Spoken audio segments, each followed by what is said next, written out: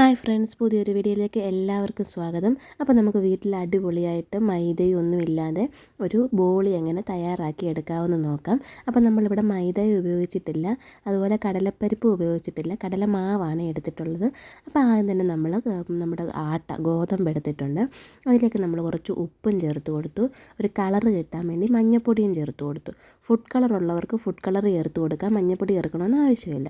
അപ്പോൾ ഞാനിവിടെ ഇപ്പോൾ മഞ്ഞൾപ്പൊടിയാണ് എടുത്തിട്ടുള്ളത്. അപ്പോൾ മഞ്ഞൾപ്പൊടിയും ഉപ്പും ഇട്ട ശേഷം നല്ലതുപോലെ ഒരു ചപ്പാത്തിക്കൊക്കെ കുഴച്ചെടുക്കുന്നൊരു രീതിയിൽ നല്ലതുപോലെ ഒന്ന് കുഴച്ചെടുത്തിട്ടുണ്ട്.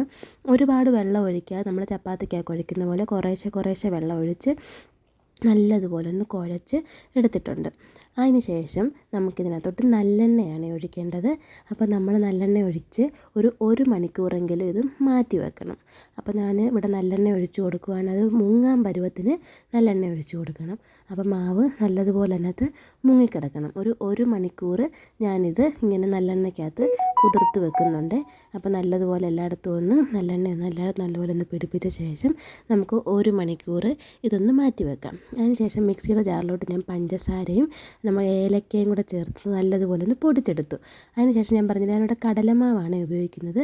അപ്പോൾ ഒരു പാൻ എടുത്ത് അതിൽ നെയ്യ് ഇട്ടിട്ട് ഈ കടലമാവ് നല്ലതുപോലെ ഒന്ന് വറുത്തെടുക്കുന്നുണ്ട്. അതിൻ്റെ ഒരു പച്ചമണം മാറുന്നിടം വരെ വറുത്തെടുത്ത ശേഷം ഈ ഏലക്കയും പഞ്ചസാരയും കൂടെ പൊടിച്ചത് ഇതിലോട്ട് ചേർത്തിട്ട് നമ്മൾ ആവശ്യത്തിന് വെള്ളവും കൂടെ ഒഴിച്ച് കട്ടയൊന്നുമില്ലാതെ ഇത് നല്ലതുപോലെ ഒന്ന് ഇളക്കിയിട്ട് ഈ വെള്ളം പറ്റുന്നിടം വരെ ഇതൊന്ന് യോജിപ്പിച്ച് കൊടുക്കണം. ഇതിൻ്റെ വെള്ളമെല്ലാം നമ്മൾ പറ്റിച്ചെടുക്കണം. അപ്പോൾ അതൊന്ന് വെന്ത് കിട്ടാൻ വേണ്ടിയിട്ടാണ്.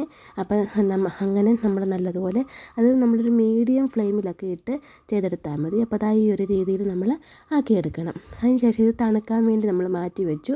അതിനുശേഷം ഒരു മണിക്കൂർ നമ്മൾ ആ മാവ് ആവാൻ വെച്ചിട്ടില്ലേ, ആ ഒരു സമയമാകുമ്പോൾ നമുക്ക് ഇതുപോലൊക്കെ നല്ലപോലെ ചെറിയ ഉരുളകളാക്കി വെക്കാം. അതിന് ശേഷം നമ്മൾ ആ ഒരു മണിക്കൂർ മാറ്റി വെച്ച് ആ മാവെടുത്ത് അതിൽ നല്ലെണ്ണ നമ്മളൊന്ന് മാറ്റി അതിനകത്ത് നല്ലെണ്ണ ഊറ്റി മാറ്റി വെക്കുക. അതിന് ശേഷം നമ്മൾ ചെറിയ ഉരുളകളായിട്ട് ഇത് എടുക്കുവാണ്. നമ്മൾ ഗോതമ്പ് പൊടിയാണ്. അപ്പോൾ അതിൽ കിടർന്ന് കുതിർന്ന് വന്നിട്ടുണ്ട്. അത് നമ്മൾ എടുത്തിട്ട് ഇതുപോലെ നല്ലതുപോലെ ഒന്ന് കൈ കൊണ്ട് ഇങ്ങനെ ഒന്ന് പരത്തിയെടുക്കണം. കുറച്ചൊന്ന് പരത്തിയെടുത്താൽ മതി. അതിന് ശേഷം നമുക്കിതിനകത്തോട്ട് നമ്മൾ ആ ഉരുട്ടി വെച്ചേക്കുന്ന കടലമാവിൻ്റെ മിശ്രിതമില്ലേ, അത് നമ്മളിതിനകത്തോട്ട് വെച്ച് കൊടുത്തിട്ട് അത് ഇങ്ങനെ ഒന്ന് കവർ ചെയ്ത് കൊടുക്കണം. ആ കടലമാവിൻ്റെ എടുത്ത നമ്മൾ ആ ഉരുള ഇതിനകത്താക്കിയിട്ട് ഇതിങ്ങനെ നമ്മൾ നല്ലപോലെ ഉരുട്ടിയെടുത്ത ശേഷം ഒന്നുകിൽ നമുക്ക് കൈ കൊണ്ട് തന്നെ പരത്തി കൊടുക്കാം, അല്ലെങ്കിൽ നമ്മൾ ചപ്പാത്തി പരത്തുന്ന പോലെ ഇങ്ങനെ പരത്തിയെടുത്താലും മതി. അത് നമ്മുടെ ഇഷ്ടാനുസരണം. അപ്പം ഇത് ഉണക്ക് നല്ലതുപോലെ ഒന്ന് ചപ്പാത്തി പലകയെ വെച്ചിട്ട് ഇതൊന്ന് കട്ടിയില്ലാതെ നല്ലതുപോലെ ഒന്ന് പരത്തിയെടുത്ത് കൊടുക്കുന്നുണ്ട്. അതിന് ശേഷം നമ്മൾ ചപ്പാത്തിയൊക്കെ ചുട്ടെടുക്കുന്ന പോലെ നമ്മളൊരു പാൻ വെച്ചു. അതിനകത്ത് നമ്മൾ രണ്ട് സൈഡും നല്ലതുപോലെ ഒന്ന് വേവിച്ചെടുക്കണം.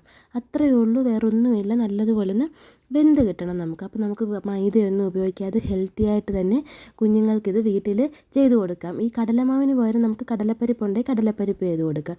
അപ്പോൾ നമ്മുടെ സൂപ്പർ ടേസ്റ്റി ആയിട്ട് റെഡി ആയിട്ടുണ്ട്. എല്ലാവരും ചെയ്ത് നോക്കണേ.